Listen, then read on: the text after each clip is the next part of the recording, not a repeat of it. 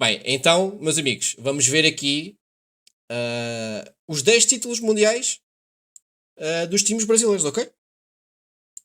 Vamos lá. O Botafogo foi eliminado do Intercontinental e perdeu a chance de ser campeão, mas nesse vídeo a gente vai fazer um resumão de todas as vezes que um clube brasileiro foi Bem, o homem fala em Botafogo e tem uma camisa do Flamengo. campeão do Mundial. Não tem melhor lugar pra gente começar essa viagem através da história, voltando pros anos 60, na primeira Percebi que era. Pois eu não li o de. Percebi de São Paulo, não, és do Corinthians, ok. Se queres que o Porto massacre. Epá, mas está muito. Mas está complicado, mano. Não sei. Não, não, acho que não vai dar.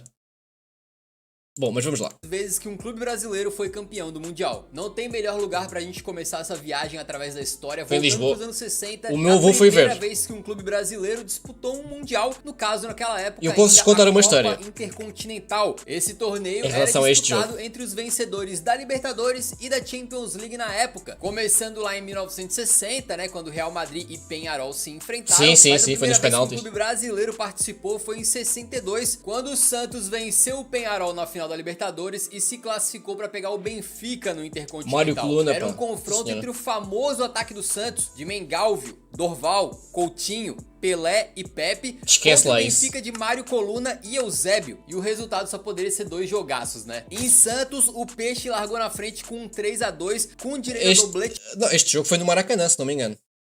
do Pelé e na Ou foi em volta, Santos? amigo, mesmo com os portugueses super confiantes de estarem jogando em casa ali, o fato é que o alvinegro praiano destroçou os encarnados numa partida inesquecível. Foi. E foi assim, o Pelé, pelo que o meu avô. Não foi o meu avô que me contou. Quem me contou foi a minha avó que também foi. Pronto. Ah, eu lembro, o meu avô, lá está, ele contou a história, só que eu era muito novo, esqueci-me. Entretanto, ele faleceu e a minha avó, entretanto, que também já faleceu, Deus os tenha a ambos, não é?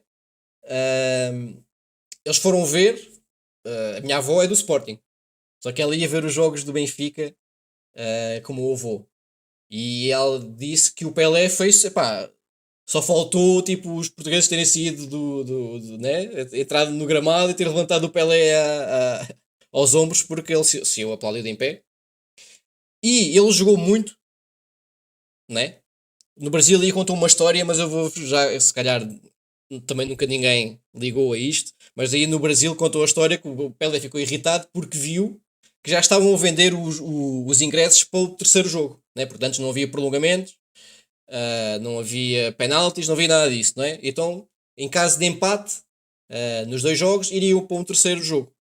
E então foram dizer ao Pelé que já estava à venda os bilhetes, né?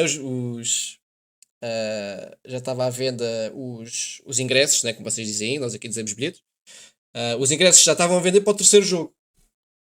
E o Pelé diz que ficou muito irritado e disse: Peraí, vou mostrar a esses gajos, né? Que estão. Quer dizer, eu sou o Pelé, não é? Atenção, isto não é assim. E diz que ele fez, mesmo o Pelé é dos próprios a dizer que foi talvez um dos melhores jogos da carreira que ele acabou por fazer em Lisboa contra o Benfica, né?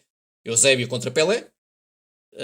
Mas isso neste caso foi equivocado, porque era natural, era normal na altura, já era normal, por exemplo, a Taça de Portugal e assim, vendesse os bilhetes para o terceiro jogo. Ou seja, o que é que acontecia? Não havia os meios de transportes como existem agora. E o que é que acontecia? As pessoas que iam ao estádio compravam já o bilhete para o próximo jogo, caso houvesse um empate nos jogos, e caso não houvesse empate, não é? Pá, devolvia-se no final, e os portugueses voltavam às bilheteiras e entregavam os bilhetes de volta e o Benfica entregava o dinheiro. Tipo, era uma prática totalmente normal. Neste caso, irritaram o Pelé. Irritaram o Pelé e pronto. E o Pelé fez um jogão. Pá, uma coisa louca, mano. Eu já vou ler o chat, vamos ver primeiro o vídeo, ok? O Santos abriu 5-0 contra o Benfica, com direito a Não é? 3 gols do Pelé, incluindo um absurdo em que ele sai passando por todo mundo e outro em que ele dá uma caneta humilhante antes de meter o gol. O Benfica Esquece lá ainda isso. descontou 2 vezes, mas o placar fechou 5-2 e o Santos foi então, naquele momento, o primeiro clube brasileiro a E o levar meu o avô disse, Intercontinental. neste caso, palavras da minha avó, né, mas palavras do meu avô, que nunca na vida tinha visto um jogador tão incrível, né, como o Pelé, não é? Só que isso viria, claro, a se repetir. Foi em 1963, logo depois, o Santos mais uma vez venceu a Libertadores, né, pra Se eu conheço o Josão, conheço. Conheço o Josão. cima do Boca Juniors e assim se classificou para enfrentar o Milan no Intercontinental. Aquele Milan tinha alguns O Milan tinha vencido o Benfica na Champions League. nomes bem interessantes, né, como o craque Gianni Senão Rivera seria outra vez um Santos Benfica. e o Maldini, mais o Cesare, né, hoje conhecido como o Maldini vô, enquanto do lado santista a base era a mesma que tinha vencido o Benfica no ano anterior. Lá no San Siro teve, claro, um golaço do Pelé, que depois também marcou de pênalti, mas foi o Rossoneiro que venceu por 4-2 e ficou perto da taça. Não bastasse a vantagem, o jogo de volta na Baixada Santista tinha um pequeno problema. Pelé se machucou e ficou fora do confronto. Assim, sério? o Milan abriu e ampliou o placar, indo pro intervalo com a mão, o pé e a cabeça na taça, até que no segundo tempo surgiu ali o time da virada. O canhão da Vila, Pepe, comandou tá aqui o a membro, remontada né? com golaço de Vários falta. membros o até. Santos devolveu o Tá aí o 4-2 Rafael, e forçou né? a Grande disputa Rafa. pra um terceiro jogo de E o desempate. Filipe- Esse Filipe jogo aí é foi tribo. muito menos movimentado. Deixa eu só ver aqui. Palmeiras foi assaltado contra o Manchester. Isso foi no Mundial? Foi no Mundial, não é? E eu clipei. Epá, eu quando faço live é mais ou menos esta hora. Que é quando depois fica muito tarde. Ok. E teve até o Cesare Maldini expulso, mas num pênalti que o goleiro tentou se adiantar até a risca da Ai, pequena mano, área. que é isto? Onde é que tu vais? Caralho, mano. Os tempos de fato eram outros, né? O Dalmo converteu, marcou o único gol do 1-0 e consagrou o Santos como bicampeão mundial. E aí o brasileiro precisou esperar ali basicamente 2 décadas para ver novamente um time do nosso país e disputar lá contra um europeu, né? Isso porque depois do bi-santista, o próximo confronto do mundial foi na Copa Flamengo, do Europeia 81. barra Sul-Americana ou Intercontinental ali, né? Entre o Flamengo Como eu já ouvi muita gente comentar aqui, o famoso Toyotão, não é? Zico, Leandro e Júnior, aquele timaço absurdo, contra o Liverpool do astro Kenny Dalglish, lá em 81. Agora a final já era disputada em jogo único e em campo neutro, né? E foi lá no Pessoal, já Estádio li o chat, Nacional de Tóquio, vamos só ver o no vídeo Japão, primeiro. que o Flamengo botou os ingleses na roda. Foi um sonoro 3-0, construído ainda no primeiro tempo, que deu o primeiro e único título mundial ao clube carioca, com 2 gols do Nunes e um do Adílio, sem falar no show à parte do Zico, que acho foi o maestro for a da while, orquestra né? rubro-negra e eleito o craque da partida, ganhando inclusive um carro de Tá presente aí o do Toyota. patrocinador, já que nessa época aí esse Chora, torneio Dallas. também tinha o nome alternativo de Copa Toyota. E claro, todas essas conquistas que a gente tá falando aqui são muito marcantes, né, pra nós brasileiros aí. E mesmo o Flamengo tendo ganhado 2 Libertadores Olha. recentemente e conseguindo outras glórias, né, com certeza esse Mundial continua sendo nos pontos altos Tem uma aí da chave. Isto é que é a chave da cidade? É isso? história do rubro-negro. A Copa Europeia Sul-Americana, né, continuou com esse nome aí pra 1983 e agora chegou o momento do Grêmio enfrentar grande Renato, Hamburgo, né? pela glória máxima. Hoje em dia o Hamburgo tá muito Grande longe dos Renato. holofotes, né, mas naquela época tinha um grande esquadrão que chegou inclusive a ficar 36 jogos sem perder. E não à toa foi campeão da Champions League na época chamada de Copa Europeia. Os invencíveis do capitão Félix Magath enfrentaram Magath. então o imortal Sim. tricolor, que tinha um timaço com o Mário Sérgio, Paulo César Caju e Renato Gaúcho. E é inclusive dos pés dessa última dupla aí Grande que o placar é Renato, aberto no lançamento Grande do Renato. Caju pro Renate, que carregou, fez uma jogadaça driblando 2 Ó, vezes o toma, jogador adversário toma. ali, antes de marcar o seu gol. E uma chupa. pintura e não seria a única. Isso porque depois o Schroeder empata no finalzinho, mas na prorrogação de novo brilha a estrela do Renato, que Quem? mais uma vez com um Né? corte O safado no próprio. marcador faz o 2-1, que então garantiu ao Grêmio o seu primeiro e até hoje único título Isto mundial é da Renato, o GOAT do futebol. história. O Renato no Grêmio ganhou a primeira Libertadores dos caras, fez isso aí na final do Mundial, depois como técnico levou mais uma Liberta, a estátua lá não é à toa não, tá? Agora a gente pula Normal. quase 10 anos pra frente, lá pro ano E de agora vai o 1992, super time quando chegou o momento do São do Paulo Tele Santana, enfrentar né? o Barcelona. E curiosamente hoje são duas equipes que a gente associa muito, né, a títulos continentais aí. Mas naquela época ambos estavam indo se enfrentar depois de terem vencido pela primeira vez. Exatamente em 1991-92 é quando o Barcelona conquista sua primeira Copa Europeia e em 92 também foi a primeira Libertadores do São Paulo. Então de um lado a gente tinha o Barça histórico do Koeman, do Guardiola, do Laudrup, do Stoichkov, treinado simplesmente por Johan Cruyff, contra o tricolor paulista de Cafu, Miller e Toninho Cerezo, liderados pelo craque Raí e comandados o Raí e o Tele Moura Santana. jogavam muito. Cara, só olhando pelos nomes, E o Cafu, dá pra cravar que foi. é preciso dizer que para mim, né, dos que eu vi, ou seja, desde 89, né, que eu não nasci, eu comecei a ver futebol para aí em 96, vá. Para mim foi o melhor lateral direito que eu vi jogar na história.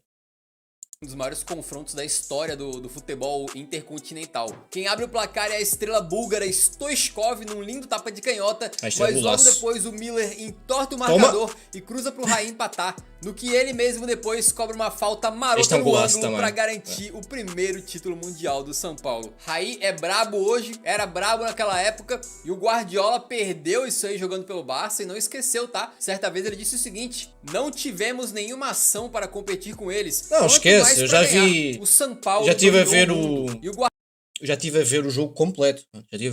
Esquece.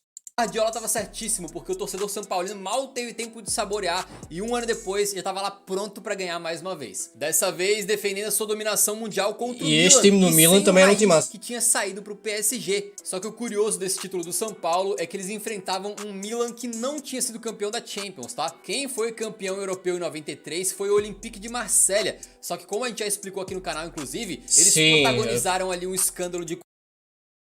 Mano, é o único título que a França tem na Champions e mesmo assim. E foi.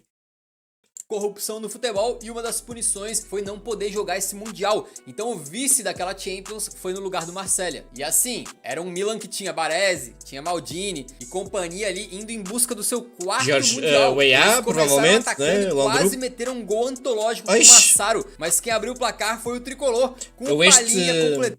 Eu não vi...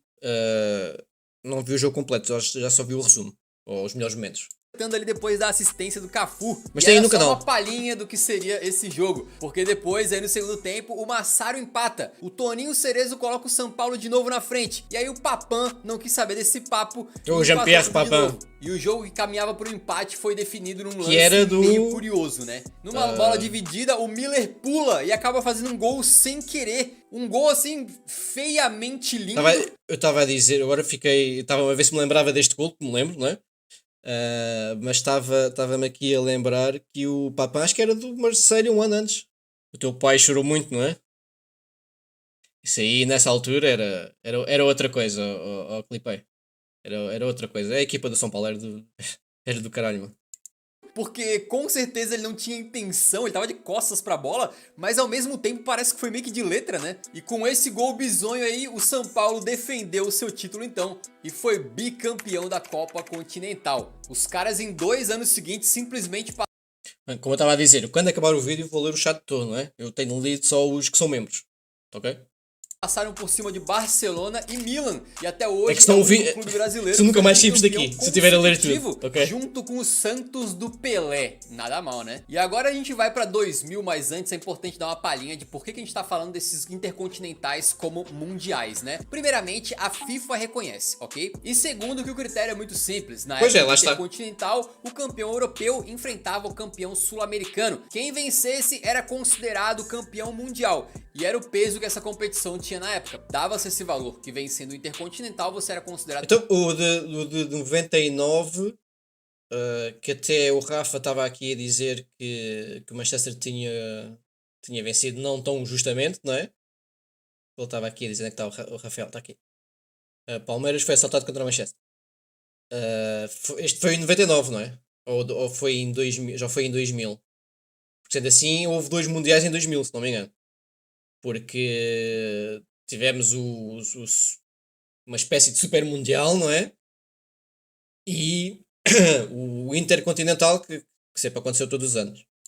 Campeão mundial. Até que em 2000 as coisas mudaram um pouco. Isso porque surgiu o Campeonato Mundial de Clubes da FIFA para jogar lenha na fogueira e começar a causar confusão. A ideia era expandir o torneio e ter mais times. Foi em 99, ok. Então ele foi sediado no Brasil no ano de 2000 e teria não só o Vasco, que tinha sido campeão da Libertadores em 98, e o Manchester United, que tinha sido campeão da Champions em 99, como vencedores de outros campeonatos também. Só que tem algumas coisas esquisitas, né? Por que o Vasco foi pro Mundial de 2000, sendo que eles venceram a Libertadores em 98? O Palmeiras venceu depois, em 99, mais próximo do torneio, e não participou. Ninguém sabe, e não houve uma explicação assim 100% oficial, mas o fato é que a FIFA tomou essa decisão de incluir o Vasco poucos dias antes da final da Libertadores em que o Palmeiras estava jogando. Além desses clubes, também participou o Real Madrid, como Pá, eu não sei, é assim, eu, como já disse várias vezes no canal, eu conheci o futebol brasileiro por causa, pronto, o Ronaldo era o meu ídolo, né, o Nazário, mas o futebol brasileiro em si eu conhecia jogar o Championship Manager 2000-2001, onde eu fazia muitos campeonatos com a equipa do Corinthians, do Flamengo, do Vasco, o Vasco tinha o Romário e Edmundo, o próprio São Paulo, depois fazia também muitos campeonatos argentinos com o Boca do Palermo, o Palermo e o Riquelme, não é? O River que tinha o Aimar, Saviola, da Alessandra a aparecer, tinha lá o Galhardo e esses, epá, tipo, era só grandes timaços que havia na América do Sul e eu jogava, pá, fiz vários campeonatos tanto na Argentina como no Brasil. E muitas das imagens do jogo, né, quando estávamos a jogar o FM, né, na altura era o CM ainda, Championship Manager, não Football Manager, muitas das imagens, das fotografias que tinham lá do jogo, era desse Mundial, não é? Tinha lá o gol do Edilson na imagem, tinha lá os penaltis, imagens dos penaltis entre o Corinthians e o Vasco, tinha lá imagens do Manchester United, a jogar lá no Brasil.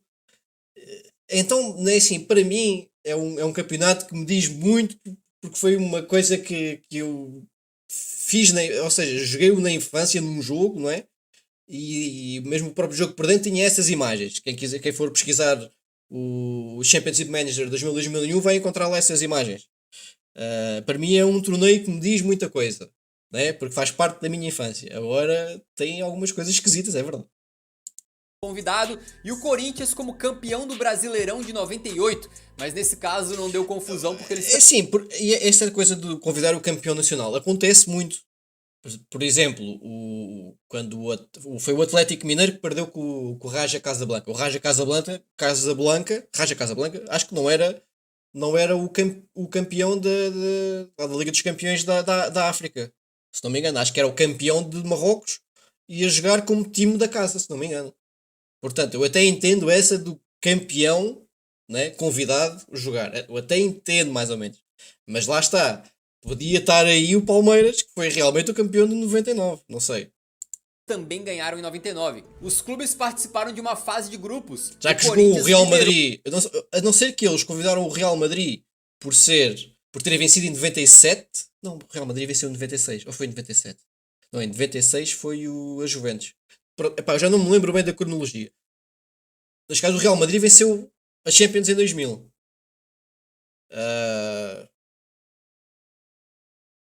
Agora, epá, não sei, eu não sei o critério. Olha, tinha, por exemplo, estas imagens do Marcelinho lá no jogo também. Contando com um empate de 2-2 contra o Real Madrid. 2 gols de Anelka para um lado e 2 gols de Dilson Capetinha para o outro. No que parece outro mundo, né? Parece uma coisa esquisita, mas aconteceu. E na final, o Timão enfrenta o Vascão, que também liderou seu grupo e até meteu taca contra o Manchester United. Foi 3-1 com 2 do Romário, em 2 entregadas monstruosas do Gary Neville e um gol antológico do Edmundo, em que ele faz uma espécie de "eu tô aqui" do Cristiano, muito antes dessa comemoração se popularizar. Visionário. E a grande final desse novo Mundial de Clubes da FIFA, então, foi entre Corinthians e Vasco. Pela primeira vez, a decisão não tinha um clube europeu. E depois de um 0-0, foi para os pênaltis e o Corinthians acabou sendo, então, campeão mundial com o asterisco de que eles nunca tinham ganhado naquela época a Libertadores. Bizarrices que a FIFA adora proporcionar, inclusive a coisa fica pior, né? Porque o Mundial seguinte foi cancelado, então a gente teve a seguinte situação: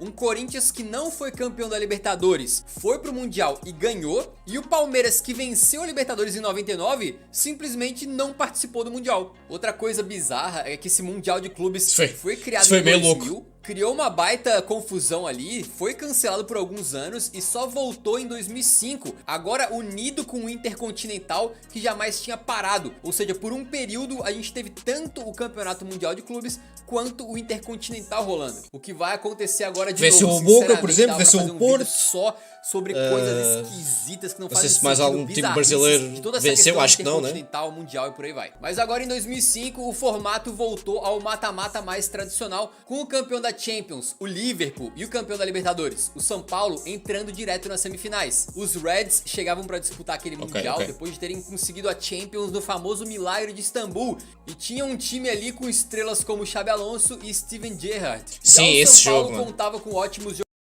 esse jogo do Liverpool com o Milan, eu tenho uma história muito engraçada.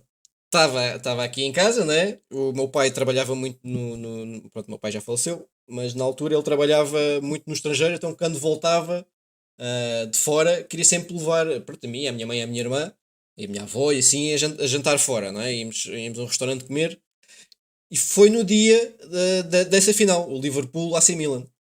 E eu saio de casa, eu estava a ver a primeira parte, eu saio de casa, estava 3-0 para o Milan.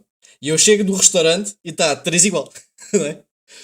Para o Liverpool. Depois foi os penaltis e tal, e o Liverpool venceu.